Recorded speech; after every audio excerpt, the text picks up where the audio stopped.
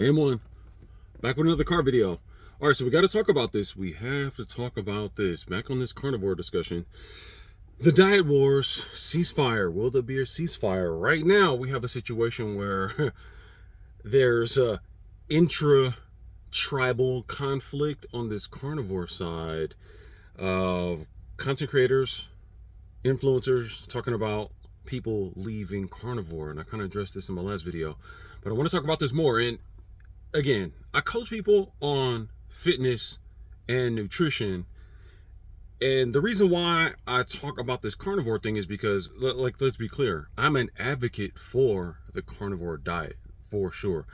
I've used it as a tool myself with great success, and I've coached people with it to great success and to great benefit. However, I do approach this stuff from a call it down the middle, journalistic integrity kind of thing. And it is, from my experience and observation, it is not perfect. I don't think there is a perfect diet. I don't think there is necessarily a such thing as a proper human diet because there are so many variables. That's why I love this topic, because the variables make it so I can keep going on and on and on as long as I want to do short videos, which I want to keep these videos short for now on this channel. I have a whole other channel, and I did a stream just the other day talking about carnivore diet, where we went on for a good hour and a half, and I got a lot more interviews coming up over there. AM1 Media, and I'll put that in the description. But so for this carnivore situation, it's important to me because, again, we have the people who are being described as the authoritative carnivores, who my position is, I don't want it to be ruined. Don't ruin carnivore. For people who are new to it or just hearing about this, they're already on the fence. They're thinking, just only eat meat? Because I remember myself, when I first heard about this, I was like, the idea of that was totally insane. Only eat meat? Well, what about this and what about this? And, there's the learning curve, and people have to understand, the ins and outs, the ups and downs, the left, the right, all this with the whole thing. The last thing we need with this, because it is an excellent and amazing tool. And ultimately, let me just say these bold claims. The whole carnivore meat-based diet thing, to use it as an elimination diet, it actually can change the world, because for sure it can help people be a lot healthier. If people think they just want to do the weight loss thing, which is really body recomp, if they think they just want to lose weight, absolutely it can help you lose weight very fast, very easily, for sure. So just to get that out the way, and there's so many benefits beyond that, mental clarity and help clearing up other chronic illnesses and whatnot. There's just so much. I could do a whole video. We can go on and on about that. Plenty of content creators and influencers have went into that. It's not even up for debate at this point. It shouldn't be. People are trying to shoot it down and write counter papers and whatnot. And what about this lab study and my lab results and blah, blah, blah. Here's the thing. There are influencers who have monetary incentive for pushing the carnivore diet or whatever diet of their choosing. Or they just genuinely believe that it is helpful and they're extremely excited about it. But, and it can be both. It can be a lot of different things all at once. Multiple things can be true all at once. But when you start tying in people's monetary incentive and building a community and having just a lot of money, you got to start asking some questions. At least I do, because again, I come from a journalism background. We got to call it down the middle. We got to look at all the sides. For myself, I like more to go into, from a descriptor, low carb, because I've utilized and coached keto, I've utilized and coached carnivore, but something I've also found beneficial on this whole spectrum of low carb is carb cycling. So in certain instances, depending on a lot of these variables, so this is your age could be a variable, your size, right? We understand there's different nuance with all of these things. We should. Versus just saying, no, this is the proper human diet and you have to have this staunch stance on only eating meat, or when it, again, becomes culty and tribal to the point where you're leaving carnivore.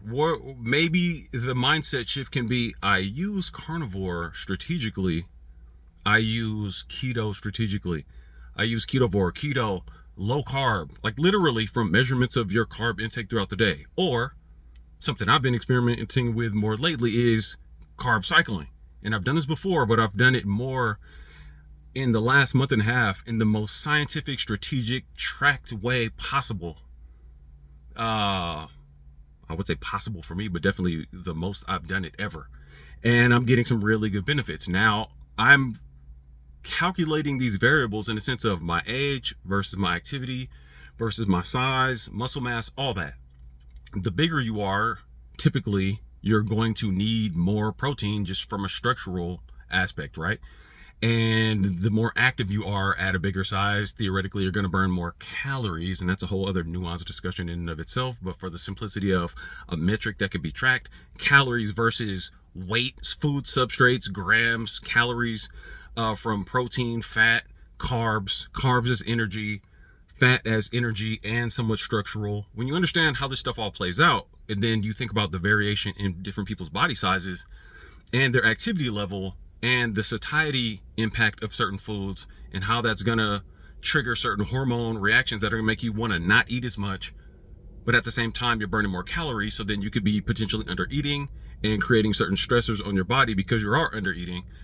There's a lot of nuance to this stuff, and across different ages. Like, I'm somewhat of an anomaly at my age, coming up on 48, closer side of 50.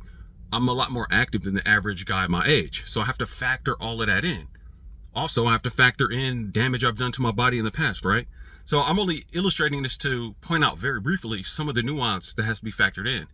If my 20-year-old self was doing carnivore, or let's say my future 80-year-old self was doing carnivore and I'm far less active, I'm sure my body can handle that a little bit better because, again, I'm less active. I can use more of a slow burning fuel source and use that consistently. And I know there's nuance with that.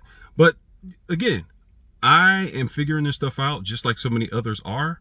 And I admit that.